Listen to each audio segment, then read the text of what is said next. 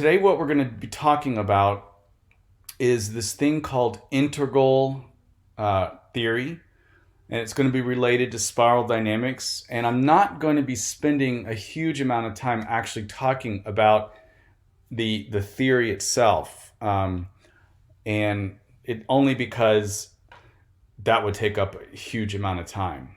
We're going to talk a little bit about it, and we'll be circling around it.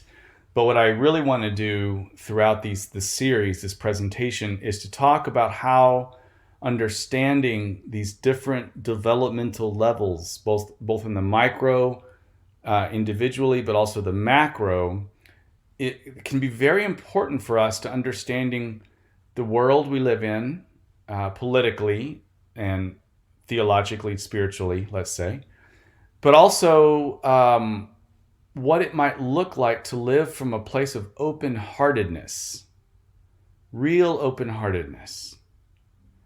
And I think we'll find that real open-heartedness has a certain characteristics that would be fairly congruent with some of the more developed stages that we're going to get into. Okay? So the kind of integral theory that I'm going to be talking about is, as I said, based in spiral dynamics. It's based in some of what Ken Wilber developed in his integral philosophy. And it's also based in some of Stephen McIntosh's work, who was a student of Ken Wilber, but then branched off and really developed some pretty easy to understand terms that coincide with a lot of what is being talked about oftentimes in podcasts these days. So I hope that this will be an interesting presentation for everyone, and I do invite people to weigh in. And all you got to do is just raise your hand, and if I don't see anybody, maybe Troy if you could call on them for me or just interrupt, because I'd love it to be also a dialogue as we just kind of go through. And then I will pause from time to time and ask if anybody has any comments or questions. Not that I would know the answers. We can all raise our hands by going to reactions, and there's a hand you can put up there under reactions. It's not dependent on me seeing it then. Okay, that'll work. All right. One of the things that I think is important for us to begin with is to understand different biases and worldviews. So we're really getting started kind of at a foundational level. Biases and worldviews. A bias is an inclination or lens from which we view reality. And biases help shape our worldviews. And so we're going to be talking about different biases here in a few minutes. But I should ask, what is a worldview? Well, according to Stephen McIntosh, he defines a worldview as a coherent set of values and ideals that persists across multiple generations. A coherent set of values and ideals that persists across multiple generations. And why these two things are important is because they shape the very way that you and I view reality. And then also, I think it'll become clear as the great discord or disorder that we seem to be experiencing in our third density experience here in space-time is often worldviews that are colliding and competing with each other. Okay, and believe it or not, this has to happen. It's not a sign of a huge sign of great problems from the 40,000 foot cosmic view, fairly comic too, I'm sure. But these things have to happen.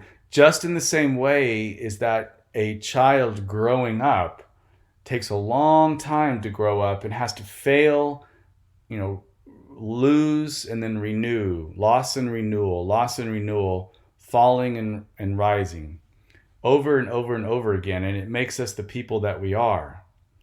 But at the same time, at least in psychology, certainly we can see that there are such things as becoming fixated in a stage and not being able to move past them. Kind of repeating the same patterns where we might be needing to move into a different or more mature developmental level, but we're not able to for some reason. So I think there is some argument to be said that at least at the third density level, we do have some stagnation. We even have some regression. And we're going to be talking a little bit about that. But I am going to say at the front here, I don't consider myself an expert in spiral dynamics nor in integral theory. These are my syntheses, and I probably, well, I'll say that they're pretty distorted just from the outset, and it's very likely that you guys might know even more than what I'm talking about here. So I would love to learn from you. All right, so worldviews. What the two things that worldviews do is that they give us at the macro scale, the big scale here, cultural agreements of what is good, true, and beautiful. And through those cultural agreements of what is good, true, and beautiful, it gives us meaning to reality and helps us to understand the world. So think of the 1950s America, of what was held as the good, true, and beautiful. And some of you might remember the 1950s or 1960s. Certainly you were alive when your parents were coming up in the 40s and 50s or earlier. And so you would have memory of what their worldview was and what they felt was good, true, and beautiful. And then compare that worldview to some of the worldviews that are happening today and some of the clashes that seem to be occurring. Because sometimes worldviews are good and then other worldviews are fighting them and trying to change them. And there's some good things in worldviews that need to be preserved. But at the same time, in every worldview, there's a huge amount of shadow. And here's the tricky thing is that when you're in the worldview, you don't see usually the shadow that is inside your own worldview. And so we're going to be talking about that too. So the next thing I'd like to just jump into here is this thing called biases. All right, biases. There are several different biases that sociologists and psychologists have identified, and I'm going to talk about just a few of them that I feel are very present in our Earth's third density experience. Particularly, I'd say since my experience is in the United States, I would say in this particular country. But I guess I can make a general assumption that it's fairly common elsewhere too. So the first biases that is important to understand is this biases called a conspiracy biases. Conspiracy bias. And one way to understand what a conspiracy bias is under stress or shame, we are attracted to stories that relieve us, exonerate us, or portray us as innocent victims of malicious conspirators. That's what a conspiracy bias is. In other words, it is a particular way to view the world. From the moment we get up in the morning to the moment we go to sleep, people will have a bias of seeing everything from the lens of conspiracy. That whatever is happening to us or whatever we see on the news, all of this is going to be done by a malicious conspirator. And certainly we see in the New Age communities, in the disclosure communities particularly, you'll see people waking up and going to bed, and every single second in between are thinking about how there's a great cabal or the Illuminati or something like that that's controlling everything. So, and I know a lot of people that have these particular lens, and it's very destructive. If there is, but I think specifically with a conspiracy bias, what we're talking about is that um, there is a great shadowy kind of entity made of a collective of people that are controlling everything else, all of our daily life and reality. But what I was trying to ask, I don't normally have that bias. I only get that bias when I'm tired and I feel like I'm being attacked from somebody. And then I tend to get these biases that are not normally mine. Does that make sense at all? Yeah, well, we are all going to be very, very falling into the tendency of a bias, especially when we're under stress or shame. Okay. Yeah. Thank you. Yes, thank you for that makes sense. Thank you. Yep. Okay. So the conspiracy bias is rampant in our culture, and I think it's one way that we stay stuck in third density thinking, usually because we will end up pointing the finger and scapegoating people. And it's not to say that there aren't true conspiracies. I'm not saying that either. I'm not being naive about this. But I am saying that conspiracy bias, to see the world from the level of everything is somehow construed by a malicious entity or cabal, that is a very real worldview and conspiracy bias of many people. And largely in the New Age communities too, you'll see. But also you'll see this in all areas of the worldviews that we're going to be talking about here in a little bit. So another bias that we're moving into is a bias called the complexity-simplicity bias. Complexity-simplicity bias. And this bias is what we would prefer, the brain would prefer a simple falsehood to a complex truth. It's easier for the brain to understand black and white answers, good and bad, rigid categories of good and bad. And that is much easier than a complex, nuanced truth. Because usually truths like this are pretty complex, big truths, and they're not sexy. They're not. It's hard to take sides when a truth is really expressed in this complex manner. It's much easier to say. It's much easier to believe a simple but loud and confident lie. So that's complexity-simplicity bias, where our brains are programmed not by the cabal, but by evolution, to look at truth from the simplicity bias standpoint. Okay. Another bias that's important is the confidence bias. So this kind of goes hand in hand with the one I just talked about. The confidence bias is I am attracted to confidence even if it is false. And I often prefer the bold lie to the hesitant truth. And what I mean by that, the hesitant truth, is that by the time you might know the complexity and the nuances of a truth, if you were to say that out loud, no one would be interested in what you have to say.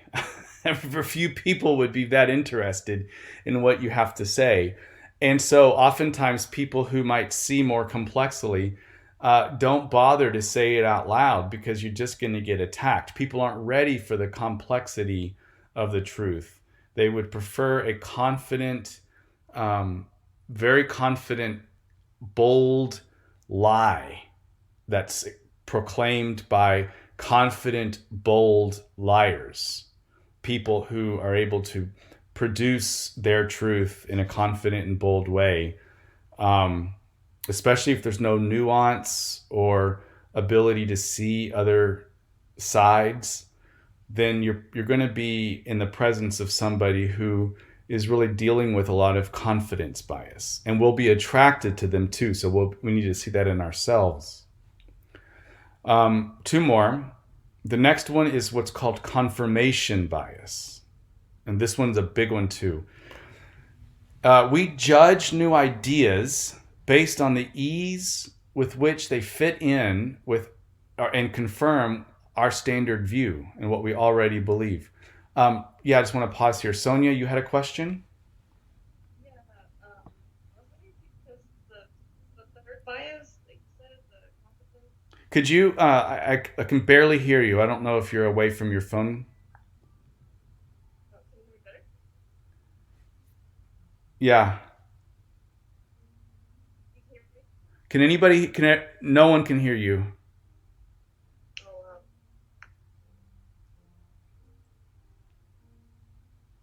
But we want to hear what you have to say. Yeah, can you hear me? Well, just talk and see if we can hear you. Okay. Can you hear me? Barely. Okay, I was gonna ask what the difference between the second and the third. What was the difference between the second, the complexity, simplicity bias, and the third one, the confidence bias? Is that what you're asking? Yes. Okay, got it. They're very close to the same, but they're subtly different. So the first one, the complexity, simplicity bias, is that people are going to be attracted to a simple answer or a simple way to look at things as opposed to to see things in a very complex way. So, for example, can anybody think of something that people might say that's really, really simple? It's a simplicity bias. Can anybody think of something like that? That we prefer a simple falsehood to a complex truth? Can anybody give an example? It's fake news. Okay, it's fake news. Simple explanation. And when in fact there may be some truth, maybe it's spun a little bit, and maybe we could correct the spin. That's too complicated to explain. It's just fake news. Good.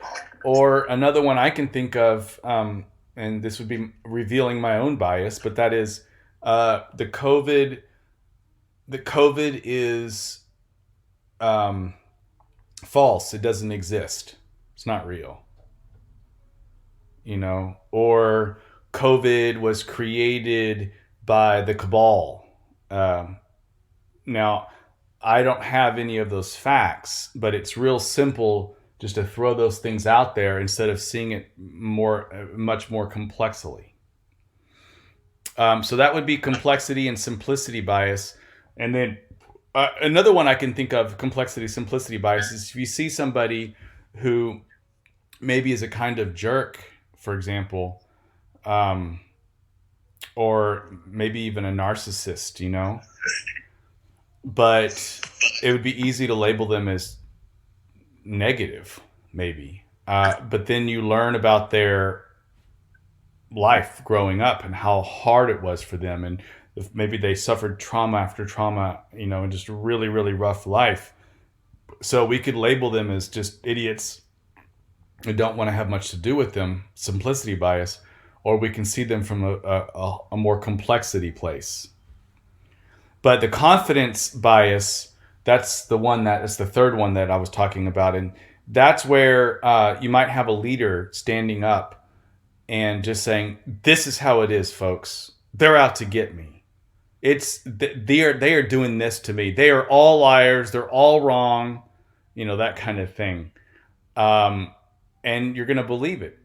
Oftentimes, we're going to be very attracted to confident leaders who boldly proclaim and really exploit the simplicity bias. So, yeah, the confidence bias, people can exploit the simplicity bias.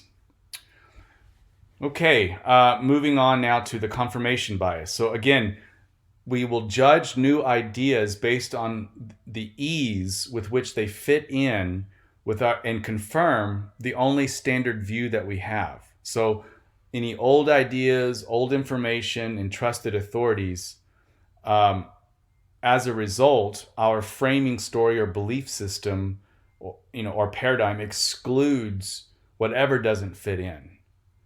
So confirmation bias would be, if I'm hearing new ideas, then I'm going to be able to put them in and fit them into my worldview, and I'm going to make it happen. And if it's going to fit into my old ideas and old information, and if it's done by trusted authorities, then I'm going to believe it, even if I haven't thought it through or do critical thinking. But if I'm given something that is outside of my old way of thinking and old information, I'm going to reject it. Just throw it out. So as an example, like aliens don't exist. Aliens don't exist. If they did, we'd know. And nothing that I see in research shows conclusively to me that aliens exist. That would be confirmation bias. Doesn't fit into what our old standard of thinking is. And we all have confirmation bias. We all are selective by the things that we actually hold as true and believe. So this is not to get upset at us ourselves, but it is to become aware of just how operative these things are. And then the second to the last bias that I wanted to talk about is the community bias. The community bias, it's almost impossible to see what our community doesn't or can't or won't see.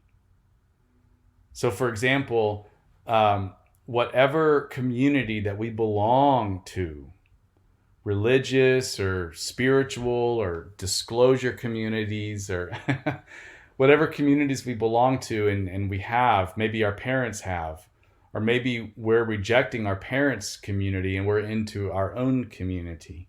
Regardless, it's extremely difficult to see what our community doesn't or can't or won't see.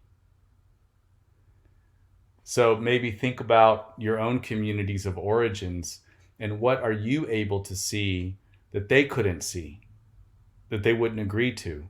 But when you were younger, it would be very difficult perhaps to see outside of that small container until we grow. But when you're inside that community, it's very difficult to see what our community can't or won't see. And if you do see something, then you're often seen as a threat or a problem to that. I remember when I was more involved with the disclosure communities a few years ago, and I would write an article or two, or I would say something to some of the leaders there regarding how I felt that what was being talked about, a certain fact, I just couldn't believe it. I didn't think it was true. Or the whole way in which the disclosure communities would operate from the conspiracy bias and the simplicity bias and the confidence bias and confirmation bias. And when I would say these things as a point, not in a mean way, but just raising the questions, more than once I was seen as a threat to the community, that I'd even been labeled as an info agent from the cabal that infiltrated the disclosure communities. So it's very difficult to see outside of the community bias. Okay. And then the last bias I want to talk about that I think is also really important, especially where we are at these days, and is called the conservative liberal bias. The conservative liberal bias. And there's some decent research now these days on the conservative liberal bias. And so I just wanted to talk a little bit about that. The conservatives do see the world differently than liberals, and liberals see the world differently than conservatives. And can you guys see me okay? Yeah? Okay. Because I seem to have lost, I had to open up a website, so I've lost being able to see you guys. Yep, we can see you. Okay. I won't be able to see anybody raise their hands because I'm actually reading something. So if someone raises their hands, just interrupt me, please. Yeah, the conservative liberal bias see the world differently. So the liberals see and this is not my words. This is done by some researchers. So liberals tend to see through a nurturing parent window. They see the world through a nurturing parent window. And conservatives tend to see through a strict father window. Okay? Liberals value moral arguments based on justice and compassion.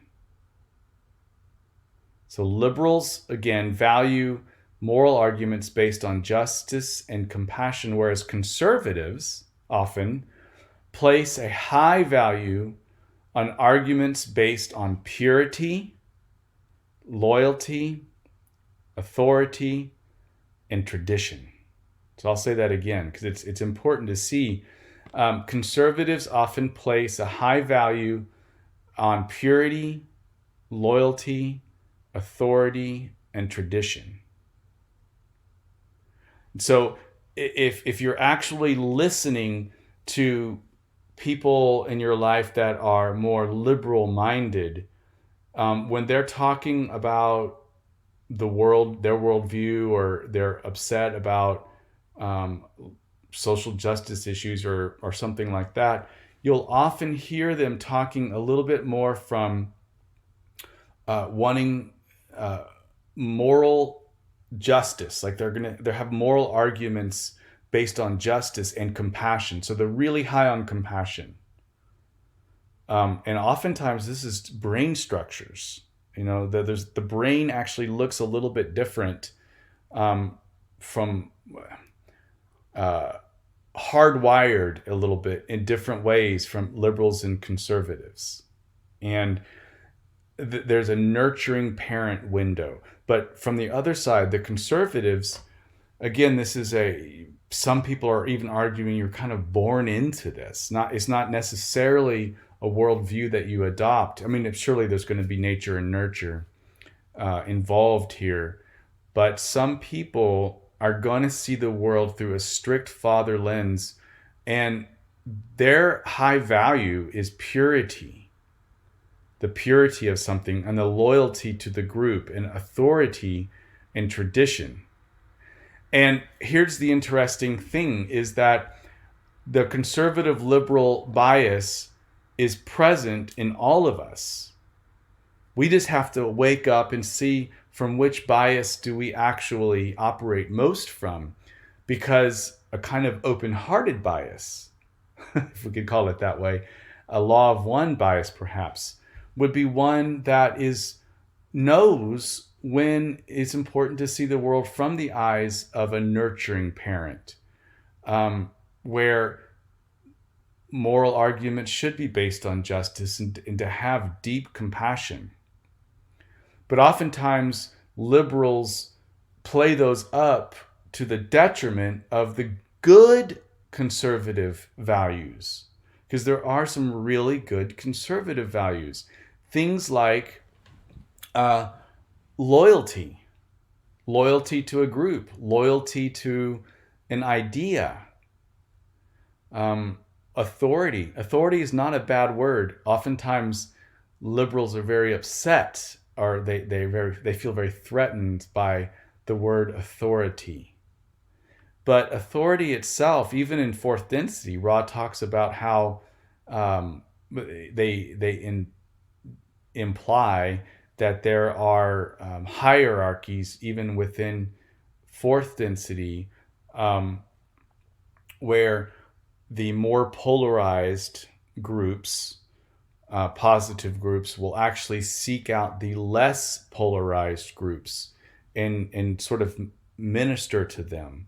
so that eventually in fourth density, you have this unification of hearts that form in what's called a social memory complex.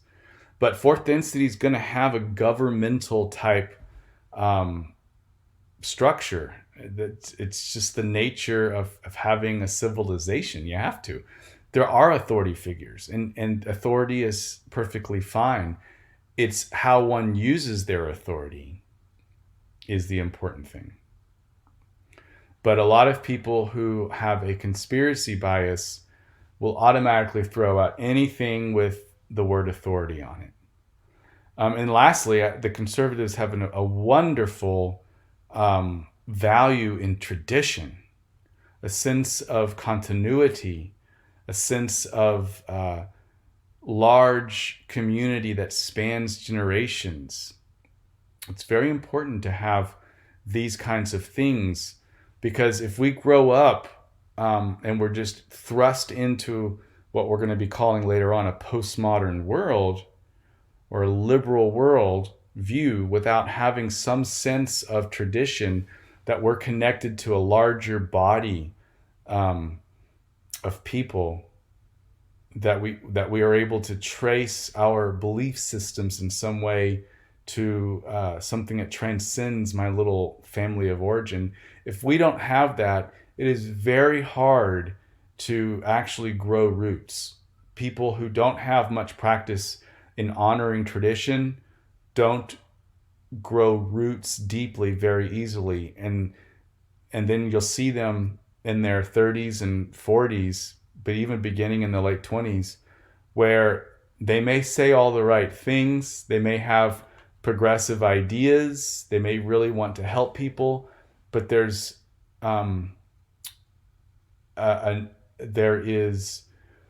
not a lot of practice in self-discipline or seeing themselves within a group and working for the betterment of the group.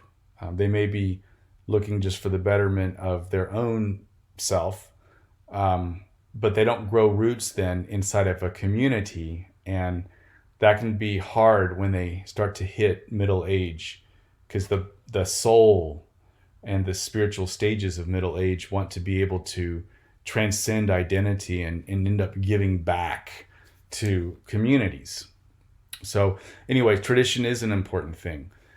And that's why we are talking about these biases and worldviews today, because it really will set the stage for our further work coming up when we talk about the distinct worldviews that are at play on the world stage right now.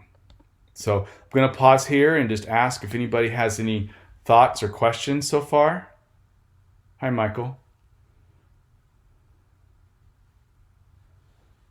I have just a quick question on confirmation bias. What I think this is what would be called confirmation bias. And I've noticed that, okay, maybe someone says, "Oh, you don't need to wear a mask; they don't work at all," and they're the non-mask perspective. And what I notice is that person who does that goes out and seeks any sort of alternative, might not be on the mainstream media, but other forms that will confirm that belief about masks. So you have, especially during these times, I see a lot of people that stand firm on those opinions, and they go, "Yes, here, I read it there, read it there, read it there," versus maybe looking at a bigger picture, and on that type of thing, you could find all kinds of information for or against, using that as just a subject. So is that a confirmation bias? Oh yeah, absolutely. And it's conspiracy bias. It's all these biases playing in together for sure. But I think that the leading edge would be confirmation bias there. Yeah. Like looking for like-minded people, or looking for like-minded information. Yeah. Okay. All right. That was it. Yeah, and I know, like, right after when COVID first hit, and I'm not an apologist for the CDC. I think that the CDC is my particular bias is that they're trying their best, but they have made some mistakes, in certainly public messaging. Um, but one of the issues is that for COVID, for example, uh, humans were seeing science take place, the scientific process take place in vivo, live. Usually a lot of this stuff happens over a long period of time behind the closed doors of the science lab, for example. So when people come and ready for a vaccine, or they come out for preventative measures, it will have been studied more. But when COVID first hit, that's when you had a lot of what seemed like flip-flopping. Well, masks yes, masks no, masks sometimes. What's the real deal here? We should spray everything. Spraying doesn't work, and people just kind of flip-flopping. Well, if I'm a conspiracy bias person, I'm automatically going to think that it was the cabal, or something like that. And then number two, the confirmation bias is that when the CDC is saying one thing and then flipping, instead of being able to see that as a complex, there's a huge complexity here that science is we're doing the scientific method in front of everybody this time instead of behind the closed doors of the lab. I can't handle the complexity of it, that it's the scientific method. So I'm not going to be attracted to just hearing that we are learning, we're trying to gather data and making our best guess vis-a-vis data. And then we're going to be very likely to follow leaders who are saying, it is a conspiracy, it is a problem. So we're going to be moving towards that confidence bias that they're giving out. Fred, you had a question? Yeah, I had a question. Hopefully you guys can hear me. I was out finishing my run, and hopefully it's not too windy. Can you hear me? Sure. Okay, great.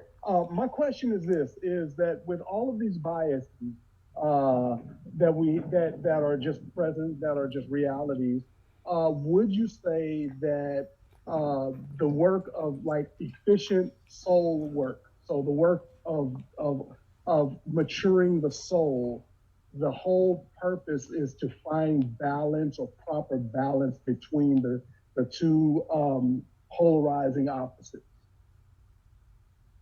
Can you give me an example? Does that make sense? So in other words, conservative versus liberal. And I heard, one guy that I like to listen to, Tony Campolo, he would say this. People would ask him, what are you, conservative or liberal? What are you, Republican or Democrat? And he'd say, name the issue and I'll tell you what I am. So he's like, I don't give my whole, energy and soul and loyalty to one particular party, because it depends on, to me, it's more of the issue. And so as a result, I kind of adopted that whole thing of just saying, okay, tell me the issue and I'll tell you where I stand, because I'm trying to seek balance between the two polar opposites. Yeah. Well, I certainly think that's a discerning point of view, and that's good. And if that's what you do, I think that's good too. One of the things that I would say is that neither party is going to present a complexity bias very much. But there are parties, perhaps there are some ways in which people are good about articulating some levels of complexity versus other people who would just be very simple and confident and bold. Right. Well, okay. So even like the complexity versus the bold or the simplicity. Okay. Where I'm saying is, okay, if I want to do soul work, if I want my soul to grow and to mature, the goal is to find the balance between the two and hold both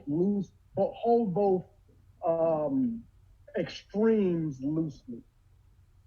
So, because, and I think like, okay, so theologically, you look in the Old Testament, the Proverbs, the wisdom teachings, it really kind of poo-poos on the idea of simplicity.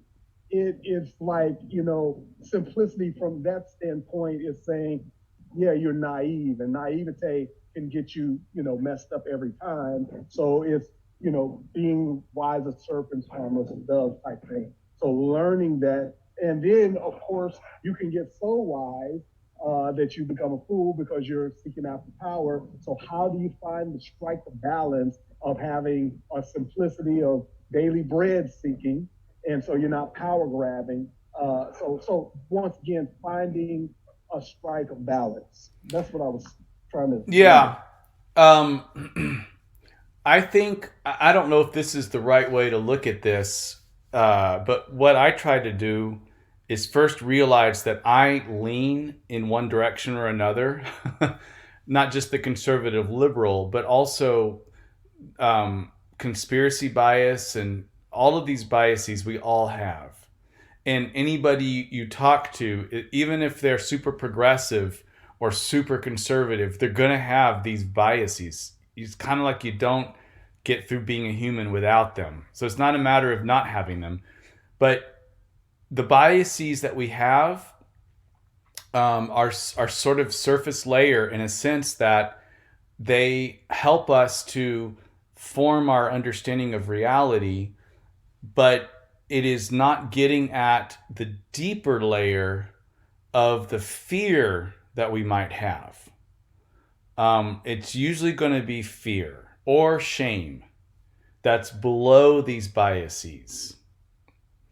The fear that we're going to lose tradition, the fear that someone is out to get us, especially if we came from a traumatic childhood, or our parents were traumatic to each other, divorce or just really hard growing up. Man, is that hard to not see the world from a conspiracy bias, or hear someone talk and you can hear them be absolute resolute about how they view the world, and people are out to get us and we need to be strong, and if they're not with us, they're against us, all of that. But underneath that is going to be a good dose of, this is how I understand it, okay, a good dose of fear, but also a good dose most of the time of trying to understand the right thing. In other words, if I can give people the benefit of the doubt that and try to see them as actually trying to do the right thing, to try to make sense of the world in their own way, then I can relax into my heart and hold them with some spaciousness, or I can even hold the ideas in some spaciousness. But below the strength of the bias, so if you have somebody who's really coming from a strong bias, almost always is going to be fear and shame, sometimes connected, sometimes one is going to be bigger than the other. What are your thoughts about that? I agree. I think that's really true, and it made me think. I wonder if it's easier to see, and I mean, this is a rhetorical question. I think it's easier to identify and locate bias within others quicker than it is within, one's own self. And maybe that is that process of that, next level, next stage of life. Roar talks about the second stage of just being able, after you've gone through order to disorder and to reorder, where you start identifying your own bias. And then, which I like what he says, is in the sense of just not taking yourself so damn serious and just realizing, oh, that's just my bias. And I see it like that. And, okay, I see things like that. It's just the way I see it, and I get that. And then you're maybe being able to step out of yourself. Maybe that's a process of reorder. But I love the whole point of fear and shame, because I think you're absolutely right. I think that it's like we're being shaped often by negative space. But the only thing I would say to that, what you said, Fred, I agree with a lot of it there. I think it's really good points. The only thing I would add to that is the fear and shame that people have that's below the biases is not necessarily negative. It could just very well be a part of human development, because we all have fear of not belonging to a group. Belonging to a group is super important for human beings. To belong to the family, we often need to feel that we are one with our family. Even as a young kid, if we're intuiting that our parents are doing something wrong, we will often overlook those things for the sake of wanting to belong to them. So, the fear and shame are there. I think in some ways just by virtue of being human. But so that gives us a little bit of freedom, I think, and compassion to see other people, to see ourselves. Like just as an example, if you have somebody who grew up in a very small town, and everybody in that small town, they don't leave their doors open. Locked. They don't lock their doors. People know everybody else. Everybody is the same color. Most people are of the same religion. Not only do I know you, but I know your parents, I know your grandparents, and I know your home, where your homestead is. And then, so that's a really beautiful container. Now that's going to create all kinds of biases that I'm not going to be aware of if I'm from this community. And then if I get transplanted to the city where it's heterogeneous all over the place, people of different colors, cultures, creeds, ideas, where traditional values hit against modernity, hit against post-modernity, and everything is just flying, I'm going to have incredible amounts of fear. And I might have some shame because I don't know where I belong anymore. That doesn't mean I'm bad or the cabal made that, or it's just human nature. And I'm going to have, my biases are going to be emphasized. It's just going to be that much stronger in order for me to even understand who I am. If I don't have a sense of identity, that's the worst pain anybody can go through, is I don't know who I am. I don't know to whom I belong. Those are the strongest pain. That's the hardest, most difficult things for people to ever get through who don't have that. And so I will ramp up biases with steroids, and then I'm going to be attracted to leaders that are going to speak directly into those biases and affirm them. Why wouldn't I? Until those biases actually break down, because we see the folly in them. But if you're like Fred, an open-hearted person, and I know you, Fred, well, and the work that you do is where you're trying to meet people, even if they think very differently than us, than you, to be very curious about where they're coming from and what's the underlying energy below their biases that maybe I can see very strongly, but I can be pastoral to them and recognize that it's fear and shame usually operating there. Yeah. So anyways, did anybody else have any comments or questions before we wrap up this part? I would just say really quickly, things, especially with biases, the whole biases things is a pretty large topic. It can go to pretty large scale. I know that the Confederation says that a lot of the world's issues today and throughout history has been due to the different archetypical biases or group races that have incarnated in Earth's density. So we have 16 different civilizations that have all come from different sublogi, who have all had different archetypical minds. When you mix all of those together, then there's going to kind of be that clash.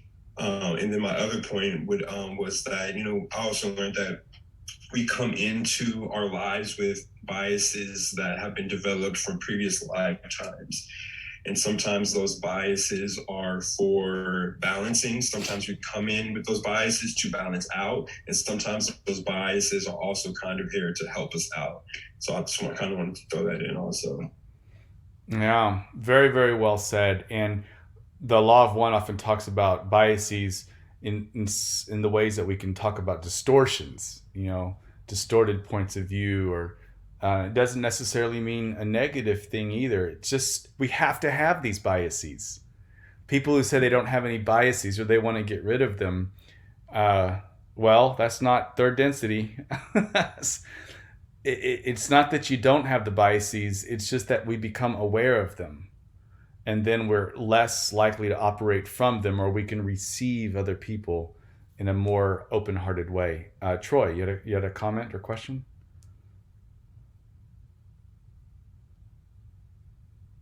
Yes.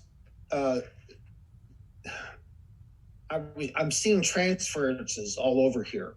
And of course, psychodynamic theory uses the concept you're transferring feelings that you had in the parental situation to situations where it doesn't really apply. And your probably biases are involved in that process too, but like what DeMarcus was saying, if you've got a past life thing, you're transferring that to the present life and applying it in a way that may not be in keeping with what's really happening in front of you, but because of your bias, you're distorting it. And I'm just saying the concept of transference gets mixed in here too, somehow, I think. Well, I think you might even be safe to say it's almost all transference. Projection and transference. I don't know how it couldn't be. You're absolutely right. And the biases that I talked about today, the big ones, a lot of the biases we may be picking up from past lives or even incarnations in other areas in this galaxy. They might fall into these things, but they might also be more specific to us, And ultimately, Ra talks about having to choose a bias, a polarity, which is indeed a kind of bias. Am I going to, the person on the positive side, for example, the more positively polarized they become, they're actually choosing to understand all of the catalysts that they are undergoing from the bias. The bias is to choose to receive all of this as gifts from the Creator to help me understand and use them efficiently to continue polarizing more to the positive path. And then, of course, the opposite would be true for those on the negative path. So that is a type of bias as well. But the biases that I talked about today, the 1, 2, 3, 4, 5, 6, the 6 biases are 6 of many biases that sociologists have kind of come to be able to lump them in certain ones to give us some clarity. And I chose these 6 because I see them so rampant in our society and in myself. I'm talking here from a personal place too. So very good. We have a lot to discuss in these presentations. I'm excited to jump in because we're going to be moving into the different worldviews next time. And that's going to really start to become clear how they operate in our world today, especially in America. Yeah, Sirach, you had a question or comment? Yeah, I was going to be quick. I had just finished a seminary course on leadership, and one of the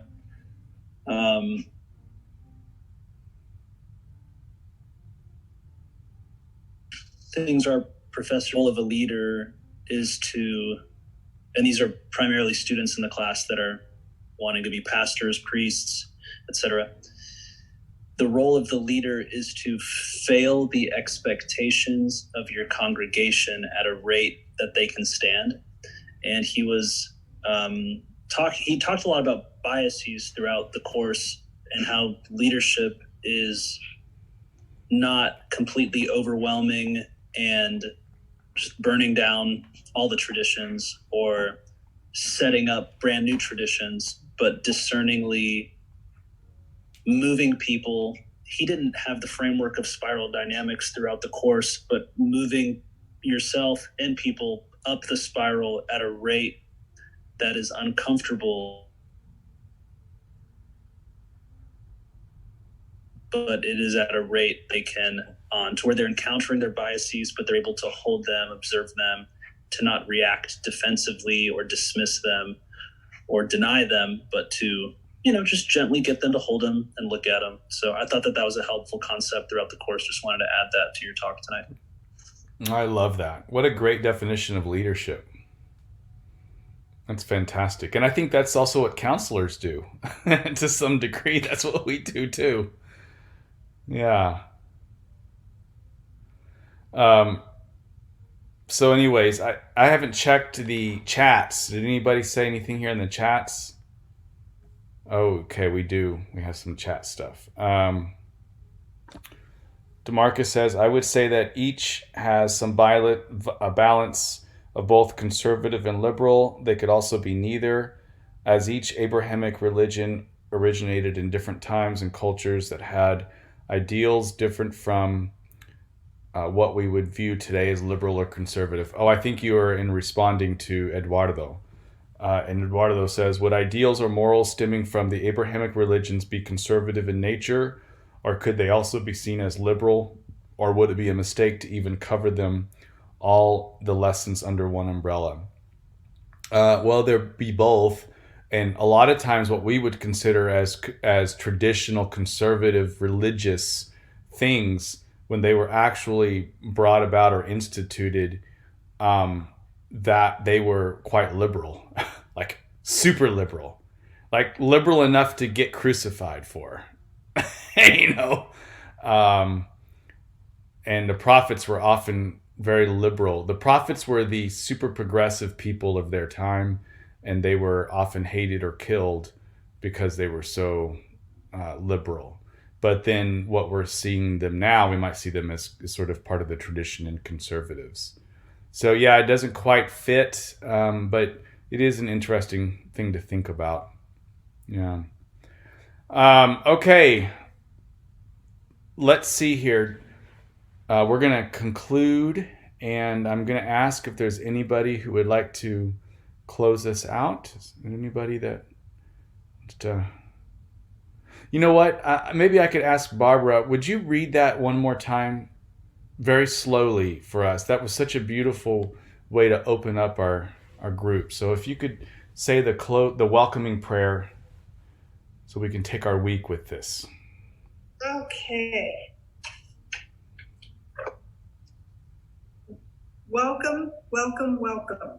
I welcome everything that comes to me today because I know it's for my healing. I welcome all thoughts, feelings, emotion, persons, situations, and conditions. I let go of my desire for power and control. I let go of my desire for affection, esteem, approval, and pleasure. I let go of my desire for survival and security. I let go of my desire to change any situation, condition, person, or myself. I open to the love and presence of God and God's action within. Amen. Amen. Amen. Very beautiful. Thanks, Okay, Thank wonderful you. people. We'll see you next week. God bless. Have a good Hey, everybody. Night. Thank Bye. you, Doug. Happy You're birthday, welcome. Dougie Fresh. Oh, yeah. Happy birthday. I forgot. Sonia, Thank we you. hope we can hear you better next time. Yeah. We're glad that you're here. Yeah, I love that you're here. God bless everybody. Bye.